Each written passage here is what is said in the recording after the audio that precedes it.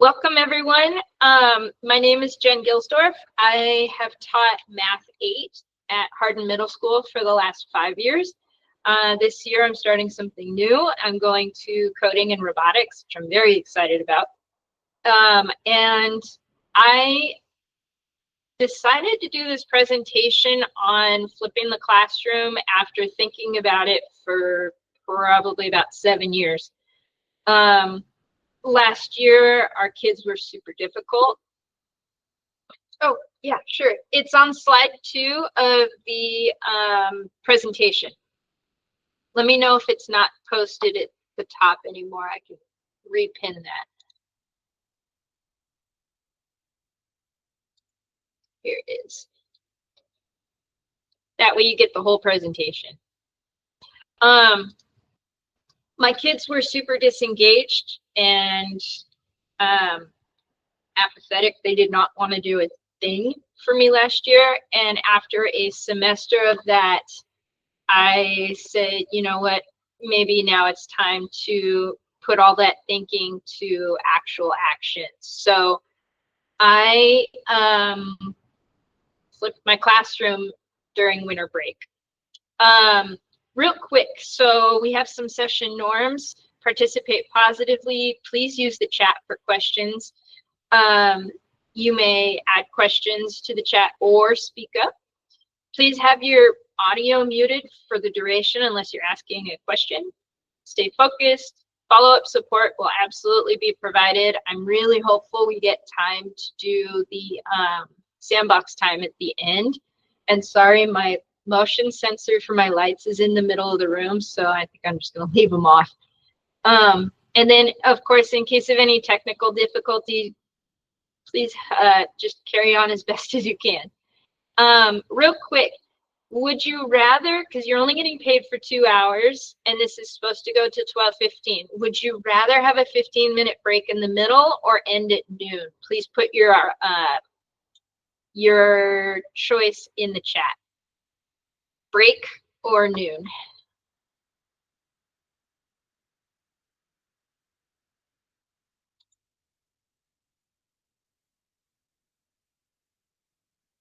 Cool. All right, so we'll just end at noon. Yay. All right, so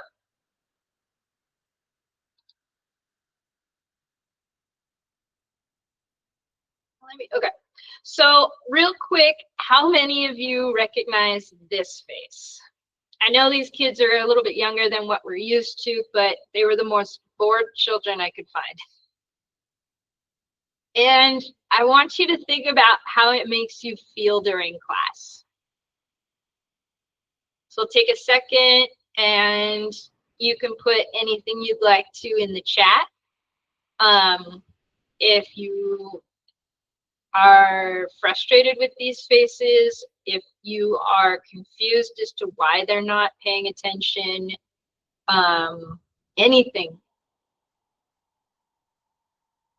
Yeah, totally makes me feel sad and disheartened and, oh.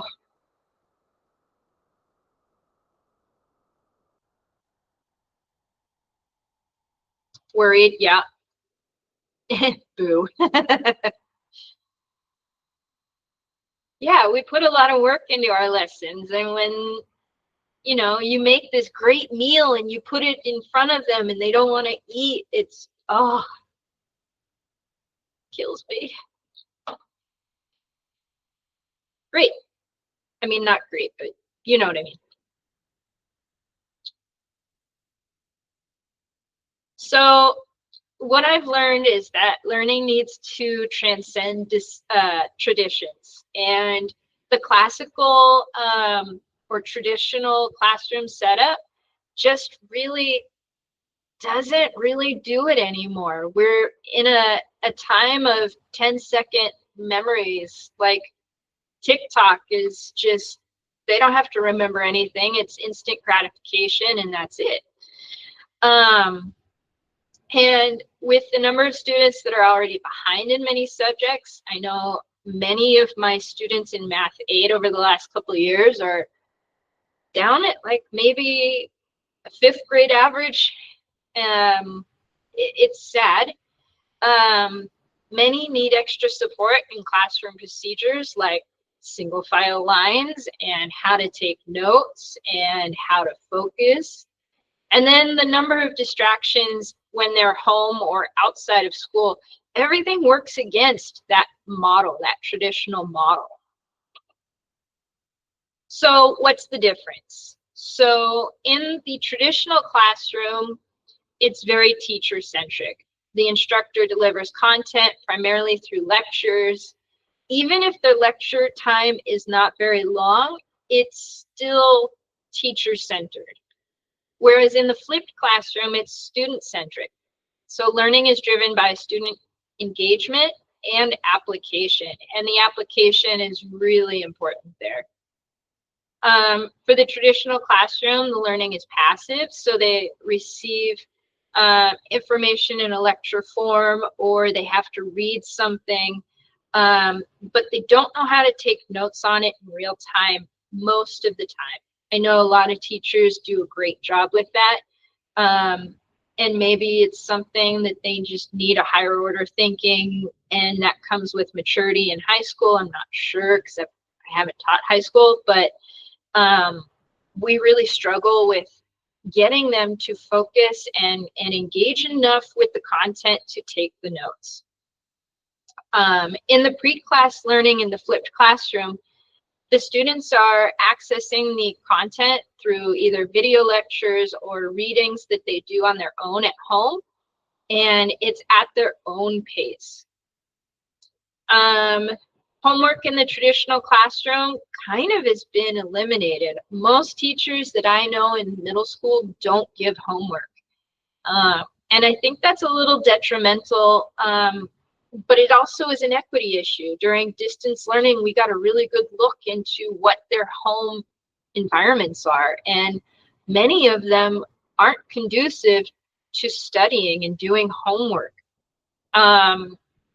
Also, they often have limited support at home, especially in things like math. I don't know many people that remember most of 8th grade math. Even though we use it in everyday life, we aren't making these functions and graphing them and doing all these things. But the central parts of it, we use every single day. So it's kind of hard to help your child with math when you don't really remember it. However, during a flipped classroom, the application part is done during class. So the classes are problem solving, they're discussing, they're working in groups collaboratively, and the teacher time is freed up to go around and individually help students that need the extra support, and really get that time to work with them that we don't get during a normal class period. With the traditional classroom, the pacing is often at a fixed pace. I'm not going to stop. If one person wasn't able to understand or grasp one part, it's hard to want to stop the entire class to completely review that whole section of lecture. And so some students get left behind, and then also some students that are like, oh yeah, I already get this, they start getting bored, and you know what idle hands do. Whereas in the flipped classroom, I'm more of a facilitator now instead of a lecturer. I can walk around the classroom. I can, ask groups that are further ahead certain extension questions and whatnot. And then I can go to groups that are struggling a bit and really focus and have the time to help them and figure out how to get the train moving again. Any questions on the differences?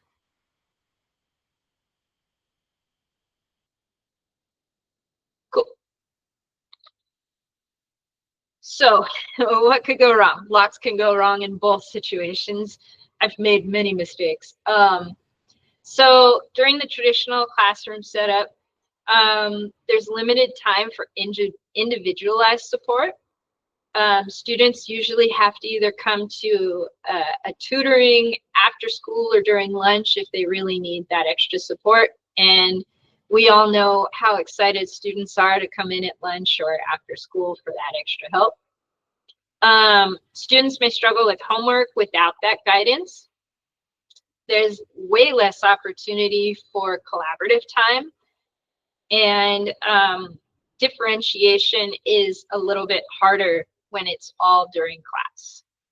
And I'll come back to this last part, talking specifically about ELs, English language learners.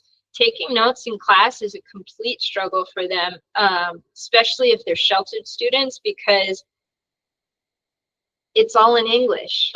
Although I can teach in Spanish, and I did many times during my sheltered period, I also had kids that didn't speak Spanish. I had a student who spoke Chinese and a student who spoke Vietnamese. And so that's an equity issue there too. If I'm only speaking in Spanish, I am isolating those two. So in the flipped classroom, there's lots of pitfalls to watch out for as well. So it can create or exacerbate the digital divide. And that's equity of access to technology. It relies on a lot of preparation at first till you get the hang of it. Then it becomes much, much easier. But that's kind of a lot like any job. And then it also relies on trust that the student's going to do their homework, which is watching the video and taking their notes. There is a significant amount of work on the front end. You really have to stay on top of it because you're kind of 1 to 2 days ahead of them as far as handing out supplies and materials.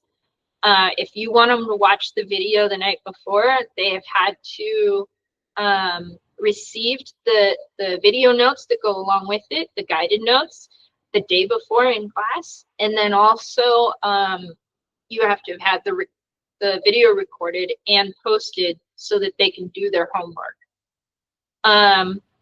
You also need to be cognizant of the GRR, the gradual release of responsibility, in the note-taking process so that they're not over scaffolded or under scaffolded. So you really want that gradual release so that they can start off a little easier and then you can build rigor.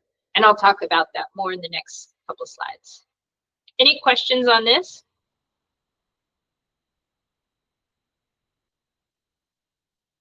Cool.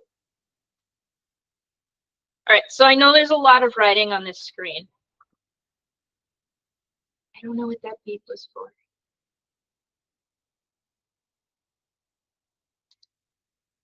Oh, it's a chat. Sorry. So with the home part of it, the homework part of it, students watch an instructional video and then they take notes on a worksheet that you have provided. This allows students to control the learning pace. So if they missed a question, they know that they can rewind and rewatch or pause it to fill in, you know, their writing if they're slow. I am a slow writer, and so it was often very difficult for me to take notes during class because by the time I've got the third word, they're already on the next subject. So this is great for that. It reduces the pressure of immediate performance in class. And studies have also shown that active engagement with the material, so taking notes as they go, is more beneficial than passive consumption, which is what they have in class. So when they're held accountable for the understanding for understanding content before class, they come prepared for that deeper engagement during class. In the in-class, the school period, students actually apply that knowledge through group and individual practice. I'll show you examples of what I've done before in the next couple slides. So when students are applying concepts, collaborating with peers, and receiving immediate feedback from the teacher, they're going to feel that benefit. Information is going to stick in their brain a lot longer. And then we've all heard about the sage on the stage and the guide on the side. Any questions about how it works so far? I'm going to go deeper into these.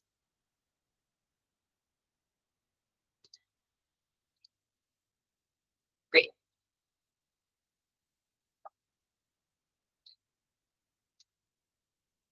So the benefits, there's 5 main benefits that I could come up with the flipped classroom setup. So students pause, rewind, and rewatch instructional videos as needed. It's also really important to put closed captioning on it. I've personally had some like processing struggles with people with accents. So listening to someone who doesn't maybe have the first same language as I do, it's hard for me to figure out sometimes what they're saying. And so having closed captioning not only increases their ability to recognize words and such, but also to learn English. Advanced students can move ahead while those needing more time can revisit the content, and it doesn't change the pace of the class. It also provides deeper understanding and recall. They've seen it before, so class time is kind of more of a review. Engagement. Students are much more engaged during class time because they're actively doing something with information that they just learned. And they've had an overnight to kind of let their brain process it and let stuff sort of sink in a little bit before they're asked to recall and use that information. My favorite was the improved student and teacher interaction. I was no longer asking questions to check for understanding during a class period and then receiving just blank stares. I was getting people answering questions during class because they had their notes in front of them and they had time to really go through it, learn it, and process it. I could also address misconceptions immediately, where maybe during a traditional classroom setup, if I was going through the information, kids don't really understand if they get it or not in that short amount of time. And then the last one is differentiation. Pre-class materials, I can have an idea of who needs more support based on if they watch the video or not. I can see that. And then also I can check off if they did their notes or not. And students who didn't do their notes, didn't watch the video, I can understand that I need to spend more time with them because they're coming in cold. And I can also have extension questions ready for the students who really understood the video and are way ahead of the game. Any questions on any of those?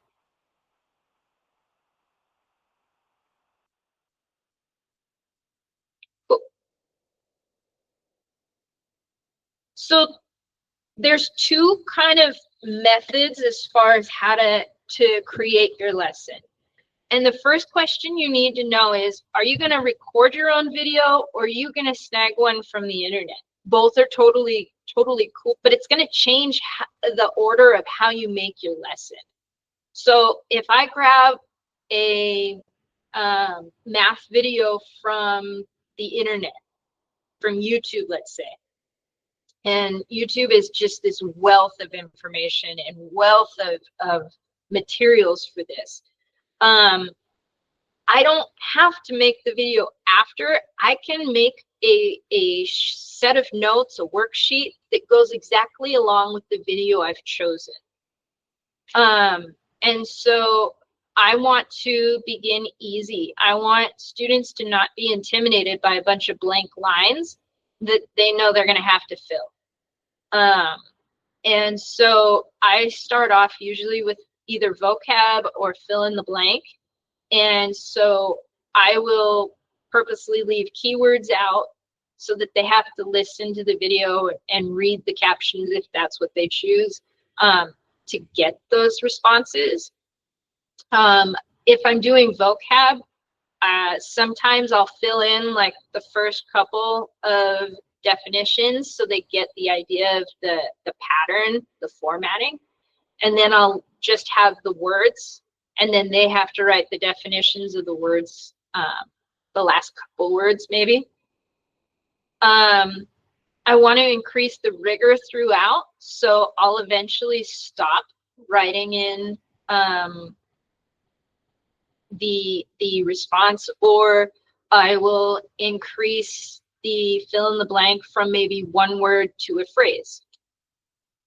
And then I like to end with reflection. So what did you learn? Or maybe what do you still have questions about? So that it reminds them in class the next day, oh, I got to check in about this because it didn't make sense to me.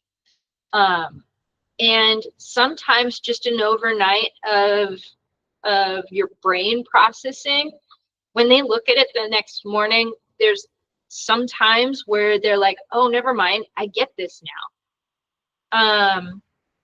I also like to have the kids start off their class the next day kind of looking at that with each other, because they can kind of answer each other's questions sometimes, which way increases the understanding level, because if you can teach it, then you really got it. The other option is to record your own video, but you want to make the worksheet first.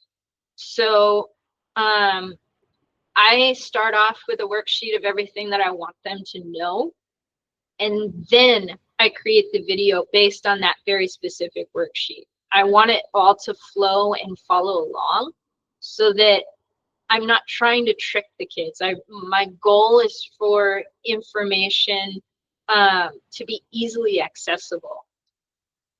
I use Screencastify, and I'll show you that soon, coupled with Kami. One thing is you really want to limit your videos to less than 10 minutes. And I know sometimes it's not always possible. I know that when we were getting into word problems, breaking down a word problem and looking for specific parts of speech that gave me an indication of, is this happening now? Am I counting? Or is this something that already happened? So it's in past tense. Sometimes that takes a little longer for the explanations. And as long as you're not making it dry and you're adding a little bit of like drawing or engagement, or including a graph with it, something to make it just not a full-on lecture, is super helpful. And then also in the videos and on the worksheets, I stopped typing the answers in because I had noticed that a lot of kids would fast forward to the end of the video and go, okay, this is what she wanted. And so it made cheating really easy to spot, because it's like, you got a blank line there, you should have written something. And they're like, well, you didn't write anything. Well, yeah, but I said it. So it makes it easy to see who actually watched it and who did not. Any questions on this? I know it seems daunting, but it's not that bad, actually. Especially once you get the hang of it, you get the flow right. So I've put examples in here, and SE stands for Systems of Equations. 3 is the third set of notes in practice. for systems of equations, and then N is for notes, P is for practice. So that's what we would do as part of the class period the next day. So I've also included my video here too. So you can click on the notes to see what a typical one is for me. So on this one, my students were having some issue with slope.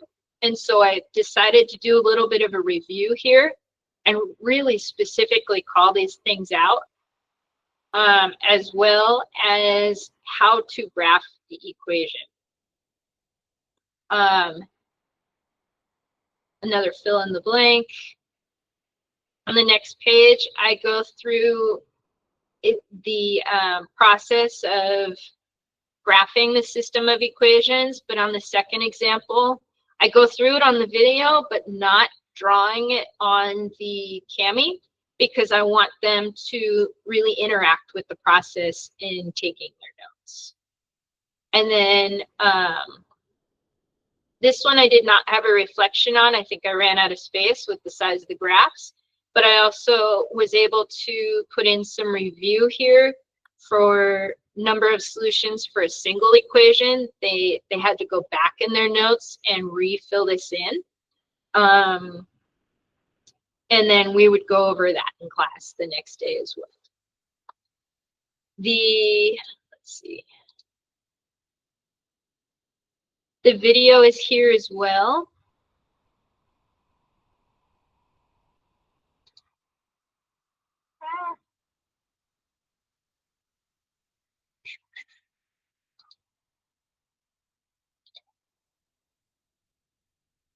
Where did my presentation go?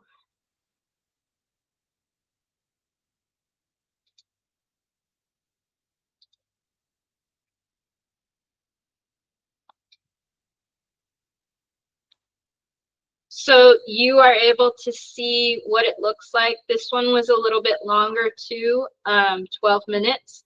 But you're able to see what I mean when I'm going through the entire page of notes for the video.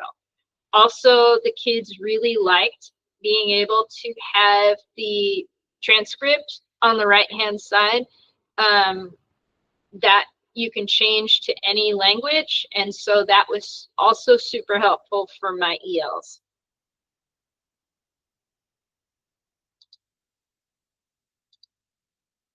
And then for the practice during class, I try to make sure that everything I'm asking them to do, and this is maybe just a math thing, I've already done an example for them so that they know exactly what they need to do. So in their groups, they were going to follow the first example and then do these, the next two. Oh, I'm not sharing this. I'm so sorry. So I had A is filled out, and then B and C were practice that they needed to do together in their group. So I wasn't going to be aware if everybody got it or only one or two people got it. But working in a group lets them kind of mix their knowledge and help and support each other in that group.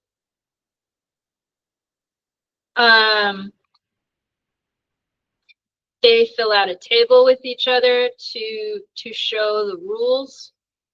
They summarize and write their rules here. And then also, I don't know why I did this. It must have been a different situation. This was the reflection. And so I feel confident that I can do this. One question I still have is this. That helps them kind of organize their thoughts, so when they do get the courage to raise their hand and ask me or ask another student, they know exactly what they're asking. Any questions on the examples?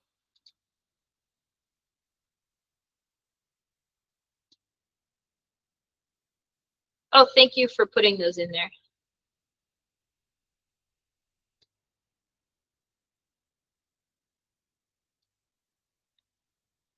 There it is. Oh.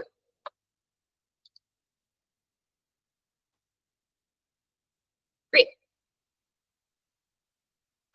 So the Screencastify and Cami setup is fairly easy.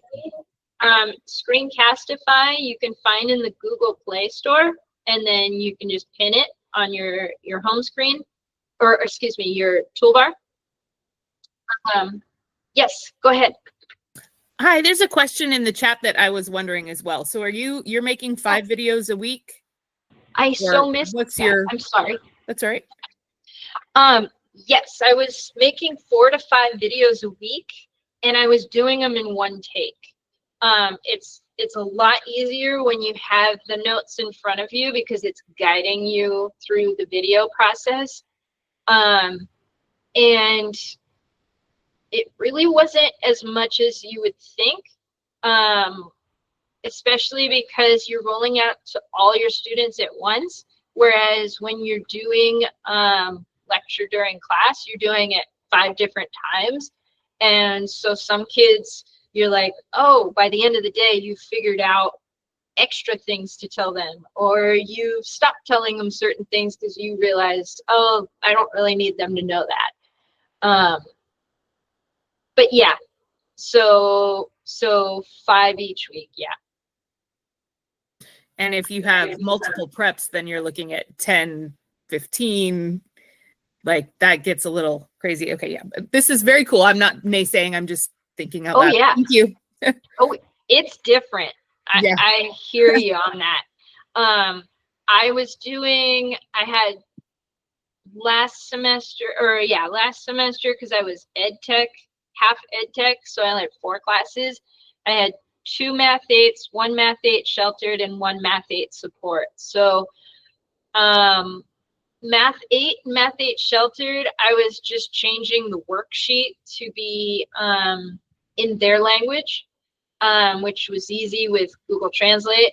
But yeah, if you've got multiple preps, I don't suggest doing a flipped classroom for all of them right off the bat. That would be a lot. Thank you. Sure. Are there any other questions about that?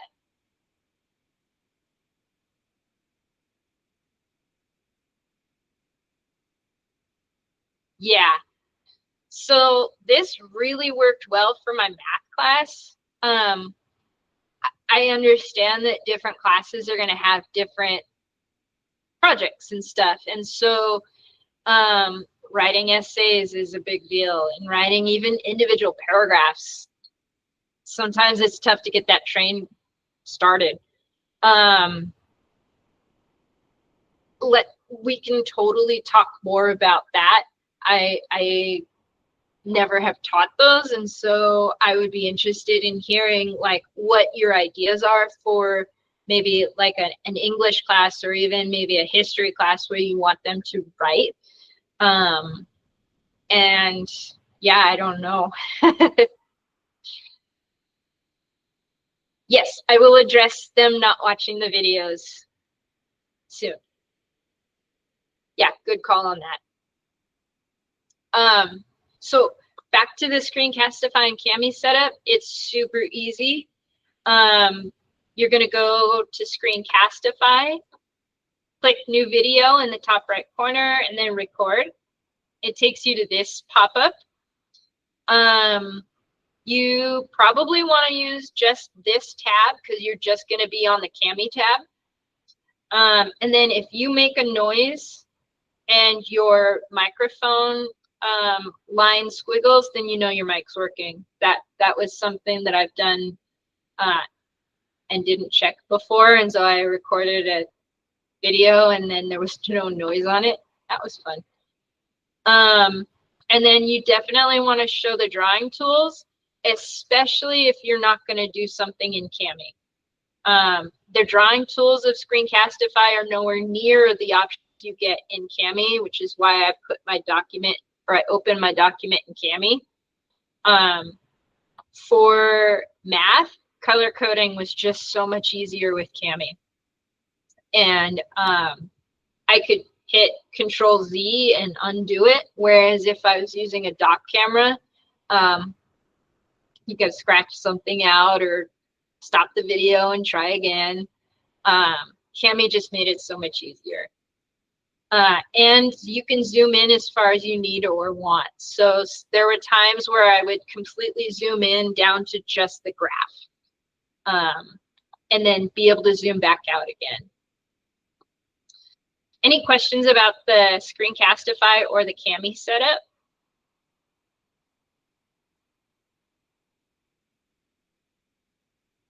Okay. So I know there's a lot of writing on this one too, but I'll go through them fairly quickly. Start small. This is not something you want to just like drink through the fire hose. You want to kind of build your confidence in this because it is so different. The videos need to be clear. They need to be somewhat short. They need to be engaging and closed captioned. Same with the notes. They got to be clear, otherwise the kids get frustrated and then they just stop. Or if you say something in different words than the worksheet shows and they get confused, they're just going to stop. So having that super clear is important. It's important to really communicate. Yes, Screencastify captions for you, and it translates. Clear expectations. They need to know how and why this flipped model is going on in their class, because it's not usually something they've seen before. I did a lot of check-ins with my kiddos last semester because I only done this for one semester. Like, hey, what do you like about this? What don't you like about this?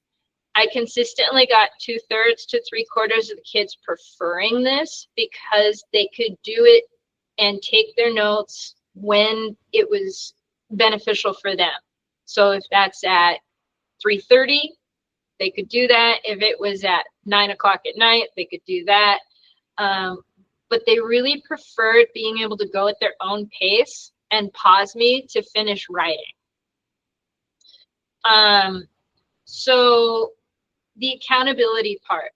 I struggled with this a lot at first.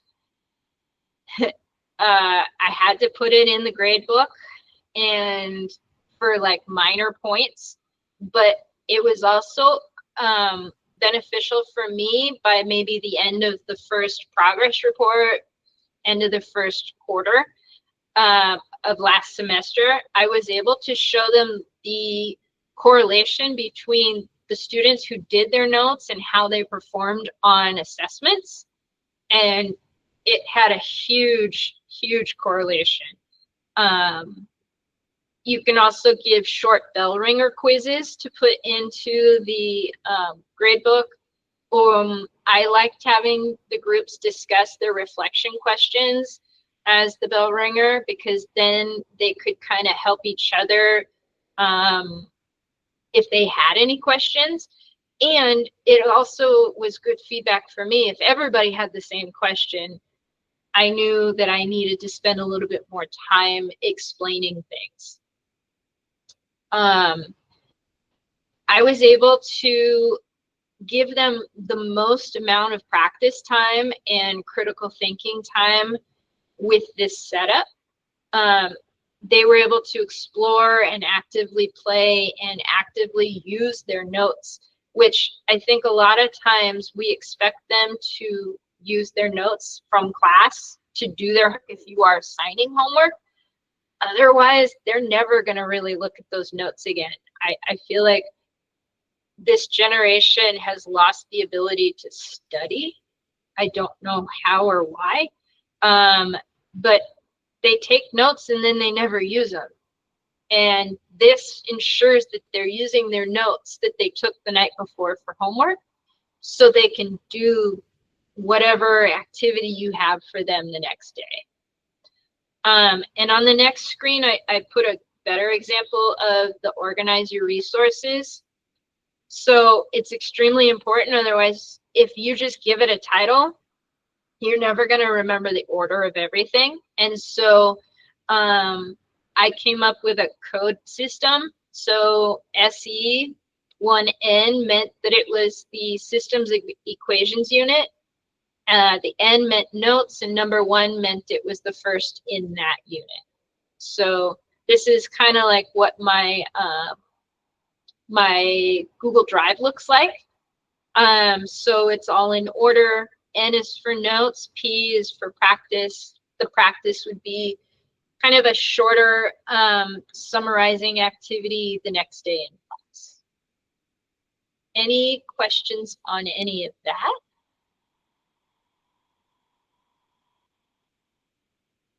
Cool. So results, right? Everybody wants data. I'm a huge data hound, and this just made me smile so big. So on the top, you have in orange my first 4 units of the year. That's the first semester.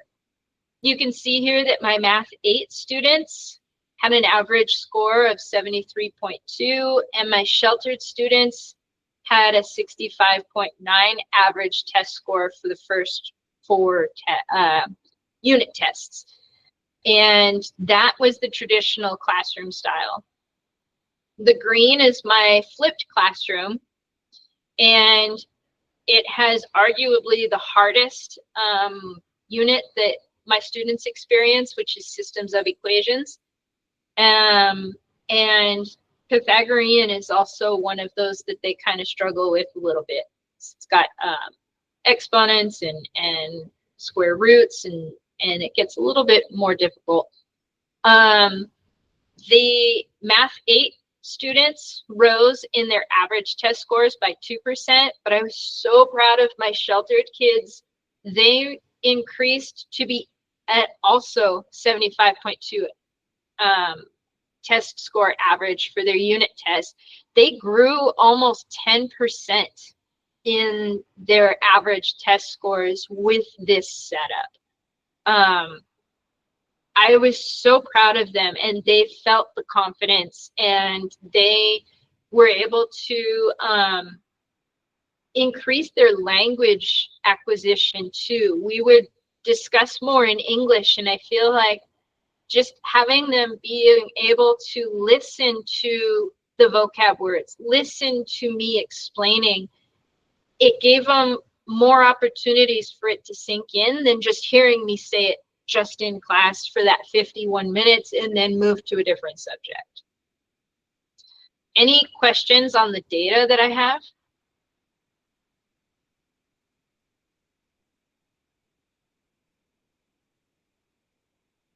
Okay.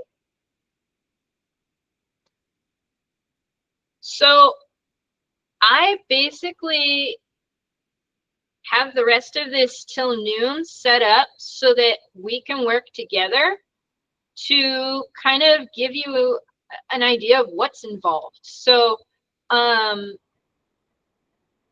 totally willing to walk through this process with you, or if you want to follow this and kind of make your own lesson and then we can talk about it afterwards, that works too. I do want us to be able to share what we have created if you're willing. So I kind of made a little bit of a flow chart here as far as how to go about the process. So 1, what's the lesson? What are you trying to convey? What is your end goal? What is the learning goal? And then 2, are you going to record it on your own, or are you going to find one from YouTube and use that? That really defines whether you make your worksheet notes first or last. And then I have talked about the rigor, increasing the rigor in the worksheet. Your notes don't have to be language based. So I taught many lessons for graphing and spotting the characteristics of graphs. So there was a lot of drawing, there was a lot of plotting, coordinates. There was a lot of drawing lines on graphs, arrows on graphs, and I expected them, you know, even if I'm annotating a graph, I expect them to be writing it too, and they knew that. It shows you how to open your worksheet in Kami, and then it's also nice to be able to edit any mistakes or dead air time in your video. Sometimes we lose track of our thoughts, or we're kind of rethinking through the right way to say something in a video. Just go back out and edit that out. I was really a perfectionist at first. Like, I needed to get my video done correctly, no matter how many times it took. And by the end, it didn't matter. It didn't matter if I misspoke. It didn't matter if I, you know, wrote the wrong thing on the wrong line and then went back. It kind of makes us a little bit more human in that process when they can see that we made a mistake. No big deal. Go back, edit it. And so I kind of feel like students were happy to see things like that in my videos. It's not always just going to come out perfectly. And so you've got editing processes for that. And also in Screencastify, in the editing process, you can add text. So if I wrote the wrong word, I can actually, in the editing process, add a text box that says I misspoke, or this should say such and such. So that made it nice. Here's saliva noises. I had a classroom in the portables way out in the back of school, so I didn't get a lot of outdoor noises. I just used my computer mic, but when I did have issues, if they were trimming the trees or running the lawnmower or something, I would put the headset on with the mic. I don't know if my saliva noises made it into my videos, though. I don't know how that would be edited out, or if there's a microphone that avoids those. Does anyone else know? I saw Scott Rose was in here. He does video things. Maybe he can speak up to a nice microphone. Maybe I had your name wrong. Thought I had you in here.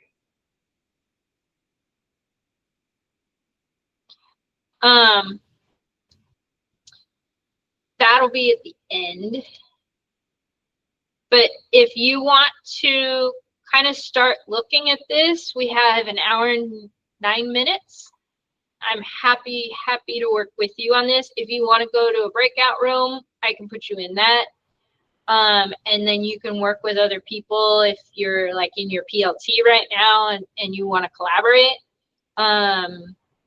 If you want to just kind of mute your mic and work on your own and then just check in with me, that's cool too. I do need to make sure that we do continue working for the next hour. Otherwise, we don't get paid for all of that. So, yeah, how would you guys like to do that? We are going to do a little share out at the end of what you've made. So I'll call us back at maybe 11:40, 11:45, and just kind of see, does anybody want to share what they created? Because it's a totally new animal, and it's going to take a little bit of time. You got to start off slow to really build that comfort in this.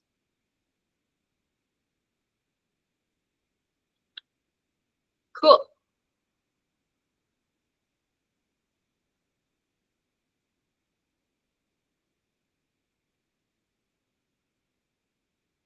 So, Marilyn, would you like access to my Screencastify video library, or or your screencastify Well, video? I was thinking of just going into my own Ah. folder, and I have a lot of videos, but I've never done a flipped classroom. Mostly I make them for subs. Uh-huh. And then occasionally I've made them for, like, if I teach a lesson and then there's a fire drill or something that totally throws a class off, and I'm like, well, we really don't have time to lose that. So, but my videos are painfully long. Like, I try really, really, really hard to make them short. But in order, I mean, just writing is, I don't know any, I should say the average person just doesn't type an essay in 30 minutes even. Right. So, I mean, I try to chunk it, but even like one paragraph at a time, it's like so I spend too much time editing to try to cut out every little second that is unnecessary. So my biggest thing I need to let go. It's good to hear you are just doing one take, because like I'll do like 20 takes and then it's like 7:30 at night and I'm crying. We don't have time for that. So yeah, you gotta let it go. Like, and really, when we show them our human element and that we make mistakes, they're more likely to be okay making itty bitty mistakes instead of being afraid to try in the first place. So I'm down with mistakes. I'm mostly trying to save time. So it's not that I'm not embarrassed about my mistakes. I love showcasing my mistakes, but what I keep redoing it because I'm like, wow, I probably could have cut out 7 words. And so I'm redoing it, trying to make it as concise as possible. But I know that's not a practical. So one idea that I have about that is so are the kids writing anything along with your videos, or are they watching the video and not doing anything, and then usually they're writing with me? So occasionally, so the 4 or 5 years ago, it was mostly online assignments that we were completing together. Last year, I went about 85% paper, and loved it. But this would be an example of technology I would be in favor of because they're still writing. Yeah, I did not want my students doing their work on the computer. I wanted them to have access to, because I'm open notes during my tests, or I was in math. And I wanted them to have access to it. I did not want them on the computer having everything available to them, even though you can make GoGuardian, I can't remember what they're called, but even though you can limit where they go, I wanted them to have it in writing, and there's so many studies on how writing takes stuff from your short-term memory to your long-term memory. And so I'm wondering if during your video, you could chunk a bit more, or tell them to pause and now think about this, or pause and then write this, and then you just start going like 2 seconds later. I'm not sure if you want. I definitely have them do that a lot. So my 12-minute video might be like a 30-minute lesson. I see. Because I am definitely having them pause and write, which sometimes works well for a sub plan because I need to keep them busy. These make great sub plans. If the sub tells them or shows them the correct thing. I've had them make really bad sub plans too because the sub didn't do something in particular and then, or didn't realize that I'd already linked something. Yeah, it can always go wrong, but they make typically great sub plans because it's you're giving the directions, you are giving them the expectations of what should be completed by the time you get back. If you want, Marilyn, if you want to send me or share with me one of your videos, I can check it out. and see if there's any suggestions I can give for shortening it. All right, give me a little bit of time to sort through the craziness, and I'll thank you so much for the offer. I'll let you know if I have one. Yeah, no worries. Wendy, is it Wendy or Wendy J? Thanks for asking. It's Wendy. Okay. I am totally happy to do a walkthrough with you. Let me get these other questions first, and then we can kind of Sure. like do a mock lesson. And whoever wants to watch that can stick with it. And then if other people don't want to watch it, they want to actually do their work, whether it's building a worksheet from a YouTube video or building a worksheet to make a video for, they can mute and whatnot. That would be great. Thank you. Yeah, no worries. Megan, don't worry about making a video. Really the hardest part is getting that worksheet that they're going to watch with the video. Getting that to accomplish what your goal is for that lesson. So even if you kind of make a worksheet, that's totally acceptable in my book, knowing that you would make a video later for it if you continued.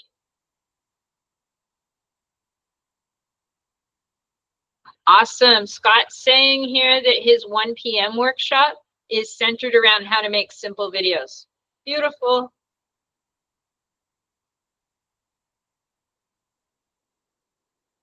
Okay, cool.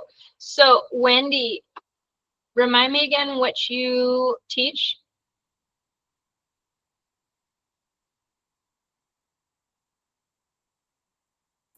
Sorry. I'm a substitute teacher. I'm a credentialed teacher, actually looking for work, but I also just got my credential in school counseling. So I'm cool. applying for a variety of positions, but this could be very helpful if I'm substitute teaching in someone else's class or if I take a teaching position. Nice. So thank you. I will chat you separately. We have a counselor going out on paternity leave, and I think he's going to be gone for like 11 weeks. You might be able to get a long term on that. That's great. I did apply for the substitute counselor position that opened up. So Oh, cool. hopefully, thank you for letting me know that. Yeah, sure. Okay, so if Hi, you, I'm teaching, I'm going back to teaching something I haven't taught in a while, and it's a new curriculum, and I'm just not like, I don't want to busy work. That's not something I have time for in my life. yeah, Because I don't have what I need to do that. I'm interested in this, and I would like to see more about how it goes, or like from start to finish, that kind of thing. I Sure. could also go looking at, I mean, I've got 3 different preps to deal with. So What I'm is your not wanting subject? to work, but I'm not knowing what I would have to share out at this point because that's okay. I'm not there yet at all. What are you? This is Megan. Yes, What are you teaching? I'm teaching ELD2, ALL, the A or B, I don't remember. And then I also teach a double level theater class. Oh wow. Yeah. So let me Google ELD Right. lesson. So we have a new platform that that has a lot of this kind of stuff already, like has kind of this element to it. There's videos embedded and that sort of thing, so I could sort of use what's there. I want to say it would probably be for more my ALL class that I would give this a go. Okay. But I would ask the question. So they tend to be our most apathetic students, Yeah. right? So can you talk a little bit more about how you're making sure that these videos are watched the day before? Like how's this homework Held accountable. Yeah. Yeah, I had to, well, it was a struggle at first. I had to really create the buy-in. And unfortunately, I had to make it transactional. So, hey, great, you did your notes. So here's your little check mark in the grade book. And I think I was putting them for like 1 point, but I could also show the parents like, hey, your student is missing 12 notes. This is why they're failing my class. Right. I tried to make the activities the next day as engaging as possible, but also rely upon the notes as much as possible too, so that they realized, wow, if I didn't do anything the night before, I am so lost, which a lot of them kind of didn't care about. They were that apathetic. I would try and tell little jokes. I would try and be as entertaining as possible. And really the only thing that really got them to do it was having it in the grade book and reaching out to parents when they're missing their notes, unfortunately. Okay. So it's kind of like what we do in class, but it was a different level of responsibility because it had direct implications on their next class period with me. So, Okay. yeah. Okay, well, let me give it a thought here and see what I can come up with. Sure. What's ALL? I don't have that here, sorry. It's long-term English language learners. Ah, okay. So give me an idea of something that you would teach. Do you Right. have? That's where my issue is right now, is that I don't have any of those materials with me. Got it. And I'm going back to those after years being gone from them. So I don't know off the top of my head. Okay, let me do some Googling and then I'll come up with something and check in with you, and then we can start building from there. And if people want to watch that, they can. If they want to work on their own, they can do that too. Great, thank you. I mean, basic argumentative essay techniques, I'm sure are still there. Basic, yeah, I'm not sure. Okay, Thank you. sure.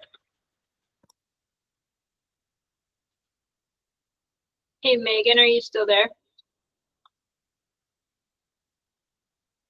I am.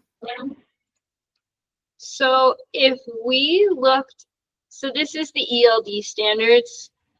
And if I go to more of like a higher emerging, I would imagine that would be kind of the level of students that you would have in an ALL class. Is that correct in assuming that?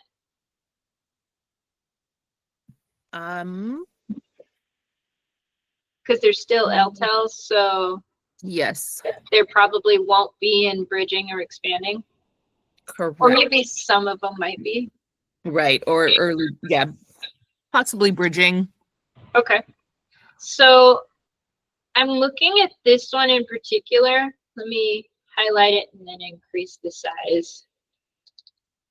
So comprehend a sequence of information on familiar topics as presented through stories and face-to-face conversation.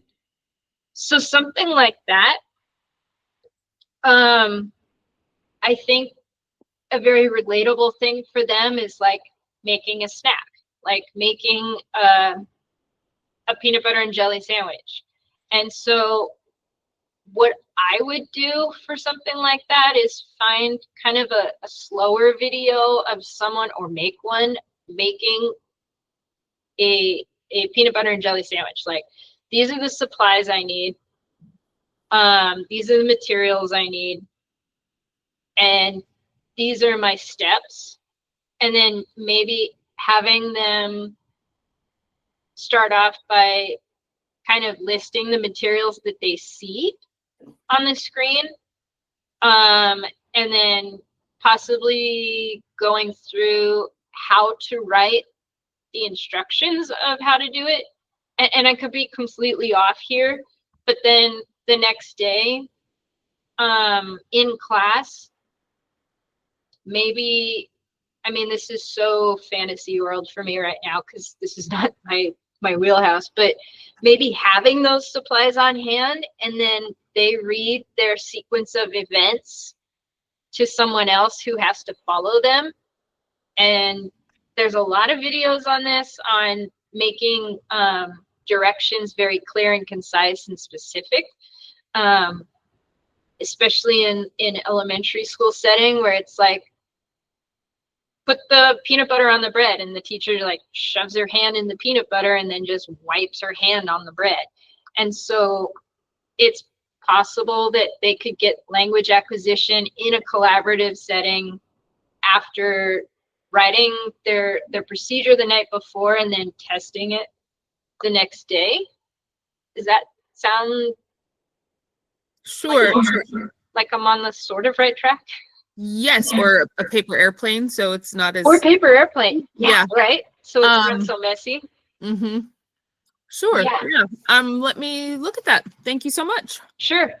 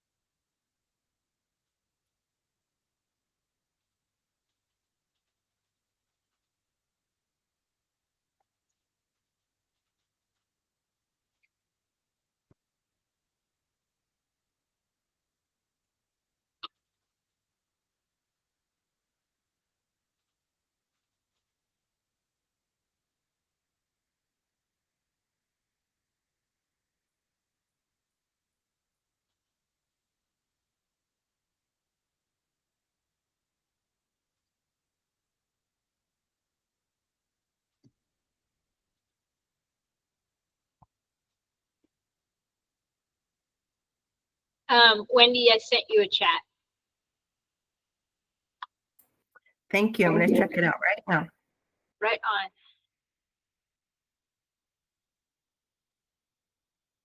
Does anybody else have anything that they want some more like focused collaboration on at the moment? Or if you want to show something to me and like maybe I'll have an idea of where my kids would have been stuck on it or anything like that. I'm happy to help.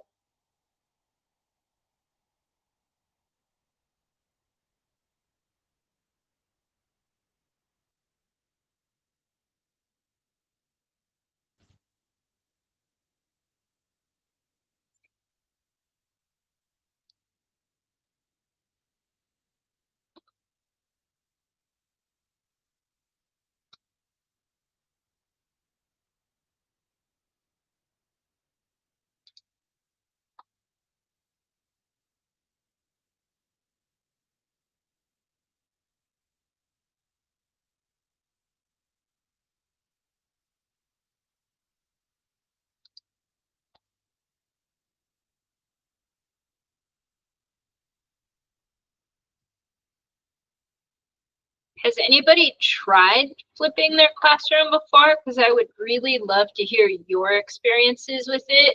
I know Steve Zank at Salinas High School has been flipping his math class for years and years and years. He's another great resource if you wanted to bounce ideas off of him as well. I also intend to start flipping my robotics classroom, but as this is a new curriculum for me, I intend to run the fall semester. It's only a semester class, so the fall class as it had been run, so that I have an idea of what to expect and what is going to happen before I start kind of changing it to meet my style. But I would love to hear if anybody else has tried it before or even thought about it. Like, what ideas did you have? I would love to hear those.